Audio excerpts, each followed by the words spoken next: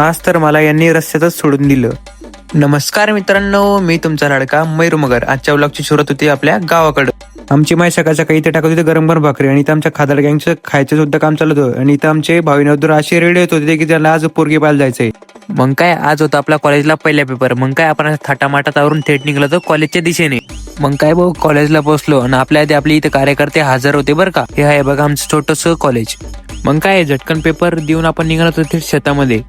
मग काय पोहोचलो शेतामध्ये आलोय आणि आप्पाचं काही कधी काम चालू नसणार असं कधी होणारच नाही. आप्पाचं चालू होतं ते मस्त बारी द्यायचं काम. मग काय भाऊ आमची माय म्हणत होती जेव्हापासून आला तेव्हापासून काही वावरात चक्कर मारायची. मग काय आपल्या मायचं होतं आपल्या वावरात चक्कर मारायला आणि मायने येतला मायच्या बकऱ्यासाठी खूप सारा चारा. माय या वय ते अशी खूप सारे काम करते बरं. मायसाठी एक लाईक तर बनतोच. काय आमच्या बाकीच्या मंडळीला जायचं तर थेट संभाजीनगरला. हे गावकडे येताना खाली आता आले होते बरं, पण आता संभाजीनगर रिटर्न जायचं म्हटलं तर खूप साऱ्या गोष्टी सोबत घेऊन जात आहे. मग काय आमच्या मंडळीला जाता जायचं होतं गावात दर्शन करून. मग काय मी पण निघालो त्यांच्यासोबत गावात दर्शन करायला. मग काय गावात गेलो आणि दर्शन केले.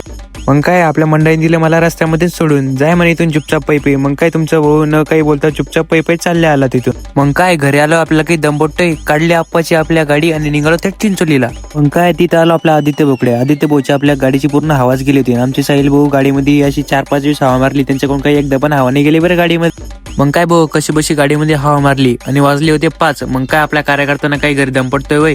आजचा आमचा दौरा होता सुरमाळ्याच्या दिशेने. मग काय लागलो सुरमाच्या रस्त्याने. आमच्या सुरमाचा रस्ता काही नॅशनल हायवेपेक्षा कमी नव्हता बरं. आणि त्यात आमचे हेवी ड्रायव्हर साहिल भाऊ.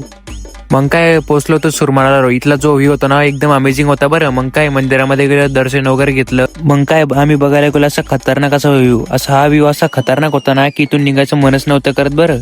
मग काय भाऊ इथं लागली अशी बेकार थंडी वाजायला. मग काय आम्ही थेट निघालो घराच्या दिशेने निघालो आणि या नॅशनल हायवेने आम्ही जाणार होतो घरी. मग काय आम्ही जातो आमच्या घरी. तुम्हाला जर अशीच गावठी फुल कॉमेडी आणि क्वालिटी व्लॉग बघायचे असते तर आत्ताच आपल्या चॅनलला हक्काने सबस्क्राईब करा.